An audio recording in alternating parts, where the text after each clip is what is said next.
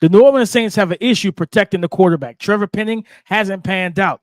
So in the 2024 NFL draft, if they keep losing this season, they got to go back to the well. We have draft prospects to tell you about next on the Locked On NFL Draft Podcast.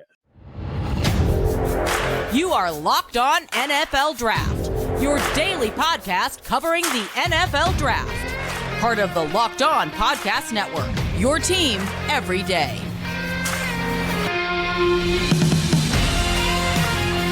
What's up, Locked On family? Let's get locked in. Welcome back to the Locked On NFL Draft Podcast, your daily podcast covering your favorite draft prospects, part of the Locked On Podcast Network, your team every day. I'm your boy, Damian Parsons, always on the ones and twos. You can find and follow me on Twitter at DP_NFL. I'm a national scout over with the Draft Network. Guys, happy Thursday. It's Thursday Night Football. We're going to get into all of that, man. But thank y'all for making Locked On NFL Draft your first listen today and every day. Shout out for being our everydayers. But I got to kick it over for the introduction of my partner in crime, my brother, Mr. LSU, Keith Sanchez. You can find and follow him on Twitter at The Talent Code. Keith, talk to him, baby.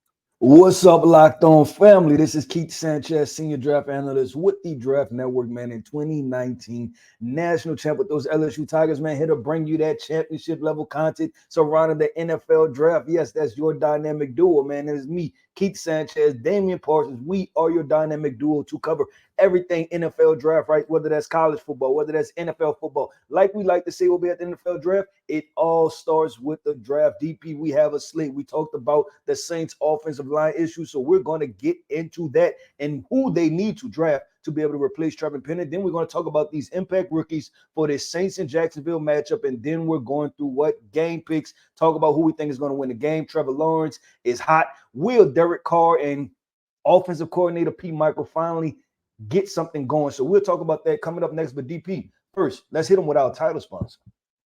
Today's episode is brought to you by Prize Picks, the easiest and most exciting way to play daily fantasy sports. Go to prizepicks.com/LockedOnNFL and use the code in all lowercase LockedOnNFL for a first deposit match up to $100. Keith, the Saints currently sit at 3-3, and Trevor Lawrence got banged up. In their Sunday victory, I believe it was a knee injury. They say it was day-to-day. So, kind of wait and make sure everything is going to be good for him. But the Saints lose this game, man. I mean, they've struggled, Keith. I looked at the numbers.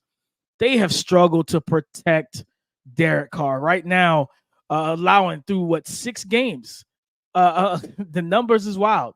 80 pressures, 12 QB hits, and 16 sacks. They drafted Trevor Penning. And your most recent mock, you gave him Kingsley Suamataia from BYU.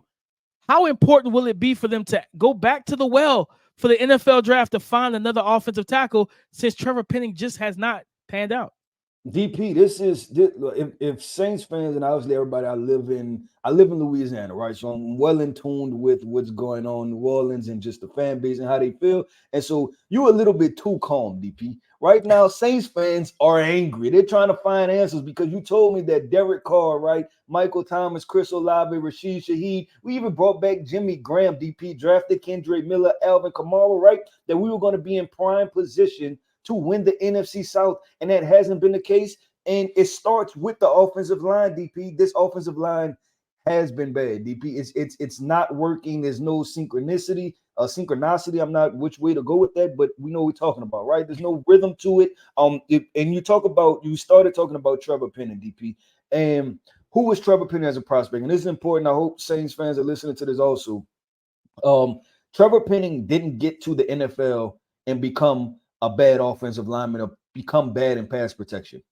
He wasn't that good in pass protection when the Saints drafted him, right? So I'm going to place some of this onus, right, and some of this blame right on the doorstep of general manager Mickey Loomis, because you knew that he was bad in pass protection. Now, he's a second-year player, DP. This is not his first year, second year, but he was injured. I think he missed majority of last year. So he basically didn't play last year. So he's quote-unquote a rookie kind of, right? This is his first time going through the baptism by fire situation, and you're seeing some of the same exact things that you've seen in college, was that he was extremely raw, right? There was a lot of bending at the hips, right? There was a lot of wanting to hold and grasp onto people. And what it's doing is this, DP. His penalties combined with the sacks, it's a glaring problem, right? Like edge rushers are having their best they're having career games against Trevor Penning, right? And when you have that out of rhythm, and then when you throw in the sparing, the other 4 offensive linemen just, I guess operating at a average pace, right, of a holding penalty here, a sack here, then it looks all bad. But it starts with that left tackle position. They need to address it at this point because there was no – it negates you drafting Chris Olave, Rashid Shaheed, bringing in Derek Carr if you can't protect Derek Carr and allow him to get the football to the wide receivers and everything. So, yes, DP, I put it in my mock, and people can say – some people could say this is too early, but I don't know that the Saints feel like they have 10, 15 years, right, to wait to figure out, or even another 2 or 3. I know Saints fans don't want to wait another 2-3 years just to see if one offensive tackle pans out. So, yeah, I drafted – I had Kingsley Suamatu, from BYU, because he plays the tackle position, much more experienced guy, play high level competition, right? I think he's more of a plug and play, serviceable football player right now than what Trevor Penning is. And Keith, courtesy of tankathon.com, they show like the current draft order. They use like strength of schedule, records and everything. Of course, we know that the Chicago Bears have the first pick because Carolina is 1-6 currently. But Keith, the New Orleans Saints at 3-3 are at pick 11, right outside the top 10. And you said, and for New Orleans Saints fans listening and draft fans listening, what prospects could be in range for them? Joe Alt from Notre Dame, the 6'7", 320-pound offensive tackle. Jase Latham, one of your guys, right? From Alabama, 6'6", 325. Amarius Mims, one of my guys, 6'7", 330. He played more right tackle, right, then he played left, but I think he has the athletic and physical tools to play either position, right? And then, of course, another one of my guys, Jordan Morgan. Some people might say, DP, Keith, that's a little too high for Arizona tackle. You clearly haven't watched the tape because Jordan Morgan can move. He's got good arm length and wingspan. He's powerful, and I believe he's scheme versatile in terms of zone scheme, which is very prevalent in the run game, but also he could do some gap stuff and move guys off the ball. This, again, a loss tonight, Keith, would just move them more and more or higher and higher up the draft order if this continues to be a trend.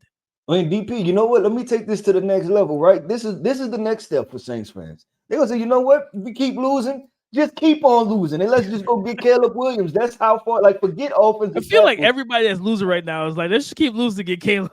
That's what fan bases are. If we're not in it right now, if we sit in it's crazy to have that thought because you'll just be 3-4, right? And you're like, okay, right. We still can potentially make the playoffs. You're in the NFC South where 8 games can potentially win you the division. 7 probably. But I'm telling you, Saints fans right now, they are not in a good mental place right now. They're like, you know what? If we're going to be bad, if we're going to be average, let's just be bad and let's just go get Caleb Williams and Drake May and then totally rebuild this thing. And that's the question I was going to ask you, Keith, was if, because they signed Derek Carr to a 4-year deal, but I think it's essentially a 2-year deal because they have an out after, I think, next season. Would it be smart to okay, say you end up with a top 5 pick. Would it be smart to draft a Michael Penix Jr. or, especially if you're not in the full range to get, Drake or Caleb, because those are going to be top 3 picks, right? But say you're at pick 5 or 6 and Michael Penix is available, Quinn Ewers is available. One of these other quarterbacks are available. Should they look into that? Or should they say, you know what, let's take the best tackle? If you at 5 and Olu's on the board, would you rather, I don't want to say reach for one of those guys, or would you rather get Olu and then see what Derek Carr gives you for one more year? I think you have to go with the young quarterback, DP, just based off of time, right? Time on task, meaning that Drake May can be your quarterback for the next 15 years if he's a good QB prospect, right? Derek Carr maybe has 5 to 7 years left at max. And we're just saying even playing good football. I'm not saying they'll kick him out the league. He's bad. I'm saying even if he's playing good football, he's just an older quarterback at this point, right? So like 32. You look at it from that perspective, DP, and then just so I think go with that, and then you look at the rest of his offensive line, DP. The Saints, and this goes to your question, right? Of like, okay, drafting another offensive line, DP. The Saints have spent draft capital over the past couple of years, right? You're talking about drafting Eric McCoy. You're talking about drafting Cesar Ruiz. Right? You're talking about drafting Andres Pete. Talking about drafting Ryan Ramczyk. So and then also Trevor Penning. So this is not a team that turns a blind eye to the offensive line position. They draft them. They believe in developing them, but something is not working at this moment, right? Whether that's a talent identification, right, or whether that's you being able to develop,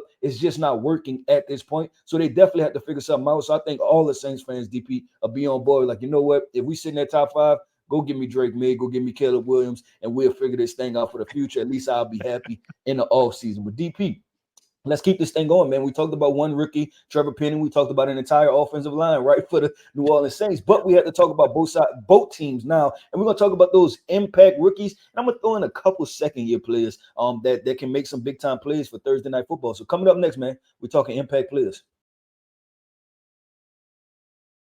Guys, let me tell you about Bird Dogs. Bird Dogs make me look good, so they're going to make you look good as well. They have stretch khaki shorts that are designed to fit slimmer through the thigh and the leg to give you that truly sculpted look and the results that you desire after hitting leg day in the gym so much, guys. Their shorts do the exact same thing as Lululemon's, but they fit way better. They also fit better than the regular shorts that we're accustomed to that's made from that stiff, restricting cotton. Why do they fit better? Because Bird Dogs use a cloud knit fabric that looks just like khakis, but they stretch to give you the way slimmer fit without sacrificing all the movement that we love so much. And this is what I love the most. I live in the South, so when it's hot, it's hot. And Bird Dogs use an anti-stink and sweat-wicking fabric that kept me cool. And they'll do the same thing for you and dry all day long, guys. So listen to me. Go to birddogs.com, says Locked On NFL, or enter the promo code Locked On NFL at checkout for a free Bird Dogs water bottle with your order. That's birddogs.com, says Locked On NFL for a free water bottle at checkout. You will not want to take off your Bird Dogs, we promise you. All right, guys. So the impact, when you look at both of these teams and you look at where who they've drafted, things like that, Keith, one of the guys that I wanted to highlight is an impact player. You know what I mean? He's played 183 total snaps, but he's played less than 50 snaps versus the run, over 130 snaps versus the pass. And that is Brian Brzee, the 6'5", 300+ pound defensive lineman from Clemson for the New Orleans Saints, and a young man that, he has 9 hurries on the season, 2 QB hits. He does have he has 2 sacks as well. And, for him, man, in a game where Jacksonville wants to run the ball, right? Whether that's with Travis Etienne, which is typically who they run with. They haven't, they really haven't gotten Tank Bigsby going a whole lot. They want to feed Etienne. I think, that's just kind of, he's their explosive back. They're going to try to get him going early and stuff like that. You want to, if you could stop that and force, whether it's Trevor or whoever at quarterback for this game, you can force them into playing, handicap, playing left-handed, where they're throwing the ball all the time. Brian Brzee will be impactful, right? Because this offensive line for the Jacksonville Jaguars hasn't been that great in pass protection themselves.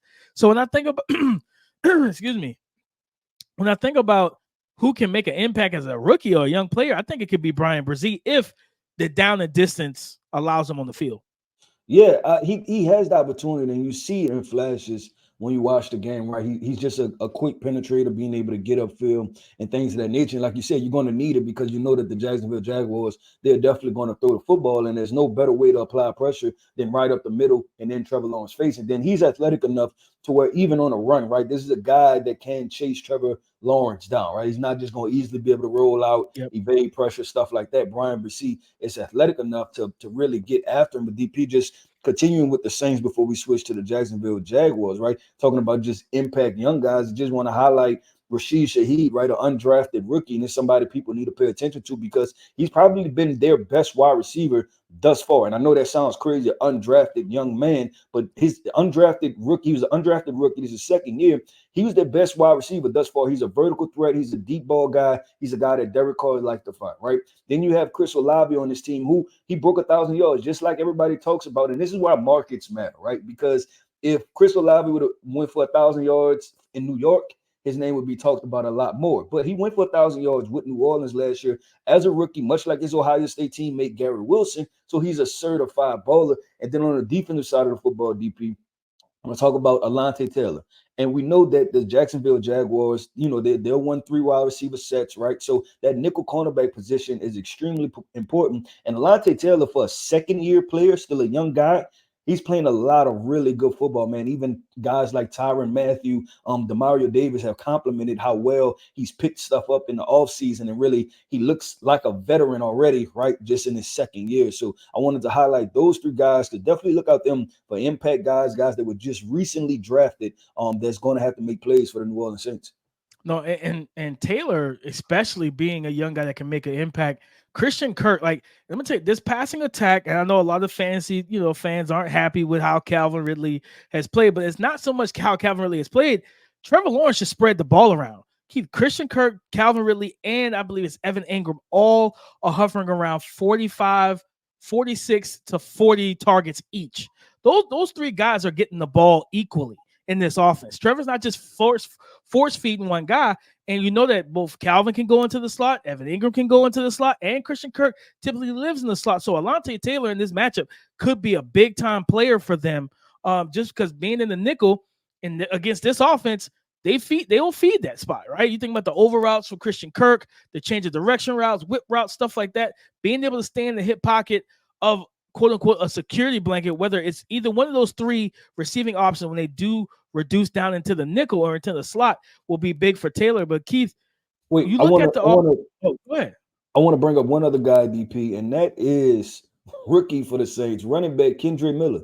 Right now on the season, right? You were brought in because Alvin Kamara, he had a suspension, but also they were trying to go with that 2 running back situation, right? They didn't bring back Mark Ingram because he was older, he was aging and things like that. So you're supposed to be kind of the guy to kind of split some of those reps, right? But right now, Kendre Miller on the season, he's sitting at 24 carries for 73 yards, right? That's a 3 yards per average, right? Like rushing rate. And you look at Houston, right? 2 carries for -1 yards. You're looking at New England, 12 carries for 37 yards. You're looking at Green Bay, 9 carries for 34 yards. It just simply doesn't get it done, DP, as a top 100 football player in the NFL. So they're going to need more out of him because you're supposed to be trying to pass the baton, or at least kind of split the baton a little bit with Alvin Kamara, as Alvin Kamara is getting older, so you can potentially save him for the postseason, right? And you can use him in multiple different ways, just as far as formationally and alignments and stuff like that. But Kendre Miller, he's another guy, DP, we had to highlight real quick for the New Orleans Saints that has to step up. But I know you wanted to transition to the Jacksonville Jaguars. So talk about a couple of the guys. Yeah, I mean, when you look at rookies, right? A guy that's played a lot, Anton Harrison, the right tackle out of Oklahoma. Right now, on the season, he's allowed 9 pressures, 5 hurries, 4 sacks. He's played pretty solid football for a rookie, right? But in this game, typically on the right side, who's he going to see? Cam Jordan, right? So no matter if it's Trevor, if he's good to go, or if there's somebody else back there, you got to keep Big Cam at bay, because if not, he can wreak havoc, man. He's a Hall of Fame type of player, in my opinion. So that's talking about impact rookie for me, or impact young player. It's got to be Anton Harrison on this offensive line. And if you can play well enough to where they don't have to chip 24/7, they don't have to keep a tight end on the strong side or on your outside shoulder, they don't have to slide protection to protect you so they can protect the quarterback, it can mean a lot for this passing offense. No, I agree. And you highlighted the rookie, right? And I want to highlight a couple of second-year guys real quick for Jacksonville, DP. And that's Trayvon Walker, that's Devin Lloyd, that's Chad Muma, right? Y'all were the cream of the crop with Jacksonville Jaguars, not in this past draft, but in the 2022 NFL draft. They spent their draft capital on, right? You're talking about rebuilding. They want to rebuild the defensive side of the football. And it's y'all guys, right? And I think Trayvon Walker right now, I don't even know if he has a sack recorded on the season. He has, I think 3. He has 3 on the season. Okay. And I'm sorry, but we talked about Trayvon Walker from the perspective of that as an edge rusher, we wasn't sure, right? And I really want to reduce him inside, because even when you watch the film, it's like, okay, this is a guy that's solid on the edge, but we're talking about really making plays and being dominant, right? It's as an interior defensive lineman. And so I really want to see him get kicked down inside to that position to where he can dominate the interior of the offensive line. So Trayvon Walker is definitely name I want to highlight, and then talk about Devin Lloyd and Chad Moon. No, I think that's a big thing, Keith, because Josh Allen's killing it on the outside. He is absolutely dominating. 7 sacks on the season. You know what I mean? He's getting after quarterbacks consistently. But if Trayvon Walker can start giving, he can get up to 7 and 8. and just do it in a variety of ways. It doesn't have to always be a win on the outside. Like you said, reduce him inside and allow him to be that physical, athletically gifted player with long arms and power and speed. And typically that gives interior offensive linemen who you go one-on-one against, it gives them fits. It gives them issues, right? Because they don't have the arm reach to, like what does they say? Box with God? Like they can't box that far. So if you can get your hands on them, displace them, and get into, like you said, get right into the face of the quarterback, you instantly make an impact, and you make it quickly on passing downs. I agree 100% with DP. Let's keep it going. Let's keep it flowing, man, until one of our favorite segments, right? Back into the show. Stay tapped in, man. We just outlined everything, right? We talk about rookies. We talk about a couple second-year players. Now we get to talk about who we think is going to win this Thursday night football matchup. Like we say, Thursday nights, they're always a little tricky, but we're going to go ahead and give a shot at it. The NFL season is in full swing, guys, and it's time to snap into the action this NFL season with FanDuel, America's #1 sportsbook.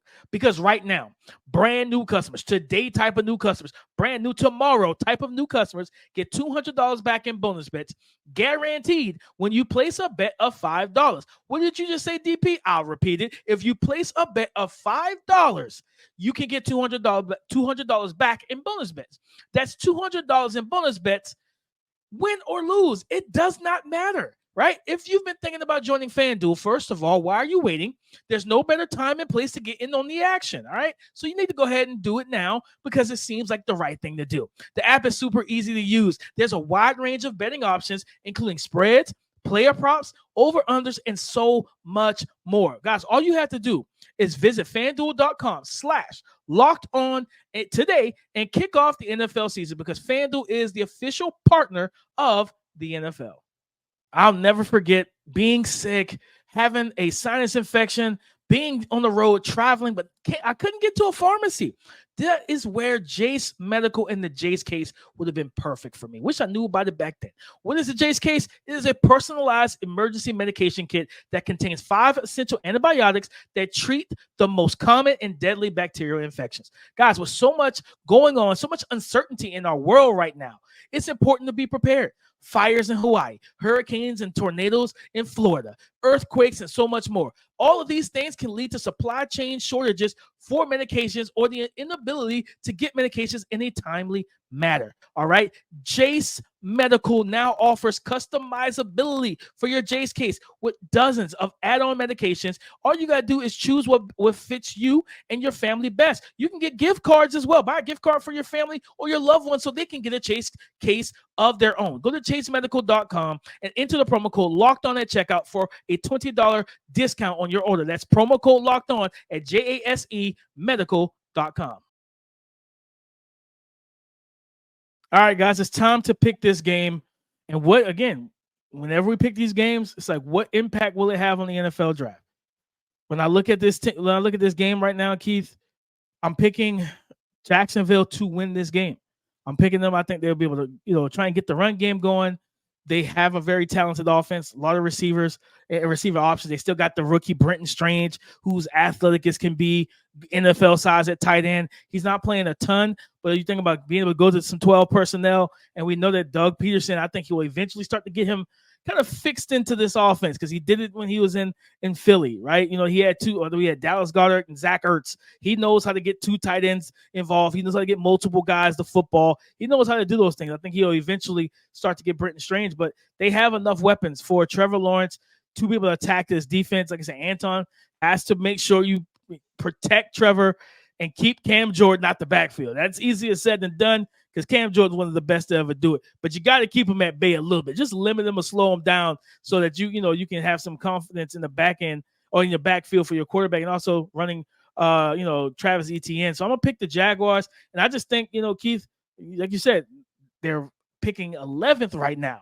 If the draft was today, they lose again. They 3-4. They probably move into the top 10. And now it's like, all right, do we just say screw it?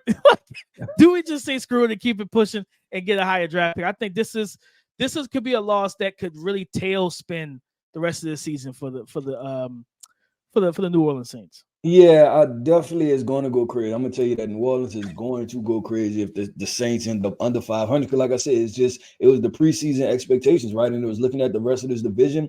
And the truth is, DP, the rest of this division is playing like the rest of the division is supposed to play, average to bad, right? The Carolina Panthers is all bad. The Atlanta Falcons playing really average football. The Tampa Bay Bucks playing really average football. And then you have the New Orleans Saints playing really average football, DP. So the NFC South is exactly what we thought it was going to be, but Saints fans are expecting to be probably sitting 5-1 or something like that right now. But DP, you asked me who's going to win this game. I am picking the Jacksonville Jaguars, DP, and I'm going to tell you why. DP, if Saints fans are not angry, or when I watch the tape, if it's not the second person, or maybe he's first at this point, right? If it's not Trevor Penning, the next reason for blame for Saints fans is offensive coordinator Pete Carmichael, DP. They want him gone. There's no flow. There's no fluidity to this offense. We talked about the playmakers and the two young guys, Rashid Shaheed, and then we talked about Chris Olave. There's no plan of action to get the ball to them. You have Michael Thomas, right, who still looks like some version of Michael Thomas. Then, like we said, you have Alvin Kamara, and that's just enough weapons to score more than 17 points a game, right? Like that's just enough right there to be able to move the ball up and down the field and get some points on the football. To put some points on the board. So I'm going to go with the Jacksonville Jaguars because I think they're simply going to outscore them. This is a good Saints defense. They've been playing really sound football. But I think Jacksonville is just going to put up more points than whatever the Saints will. So if the Saints score 13, Jacksonville going to score 15. They're just going to score more points than what the Saints are going to do. But DP, man, that wraps up today's show talking about Thursday night football preview, man. We get the New Orleans Saints versus the Jacksonville Jaguars, which I think is going to be a pretty solid matchup. I think it's going to be fun. Hopefully we get some fireworks. We had a decent primetime game. I'm going to walk back just a little bit, DP. We had a decent primetime game with the Cowboys and Chargers Monday. Yeah, it was so I'm solid. hoping. Yeah, it was solid, right? It wasn't great, right? It didn't knock your socks off, but It was solid. It was probably the best we've seen so far. So I'm hoping for another good primetime game. But, man, like we always say, man, shout out to our everydayers. Thank you for tapping in with us. Come and holler at your favorite dynamic duo, myself, Keith Sanchez. You can find me on Twitter at TheTalentCode. DP, Damian Parsons, my running mate, my guy, man. You can find him on Twitter at DP_NFL. Make sure y'all tap in with us. And like we always say, man, y'all talk to us. Y'all talk to us. Y'all talk to us because we like to talk back. Go subscribe and follow for free on YouTube or wherever you listen to podcasts. Get the latest episode as soon as it is available. Thank y'all for making Locked On NFL Draft your first listen today and every day. Like he said, shout out to y'all for being our everydayers. On tomorrow's show, we have Make a Statement. We getting into where you at. What are these prospects that we thought were going to be out there balling? Seems like they ain't witness protection because we can't find them right now. So we're going to put the alert out, the PBA or whatever they call it in terms of the police. We're going to put out some alerts to find some of these prospects, man. And then we got rookie spotlight debuting on tomorrow's episode as well. So we're getting into some of the NFL rookies that we are spotlighting going into week 7 of the NFL season. But guys, like you said, talk to us because we do talk back. Come and join the conversation again tomorrow on the Locked On Podcast Network. Your team every day.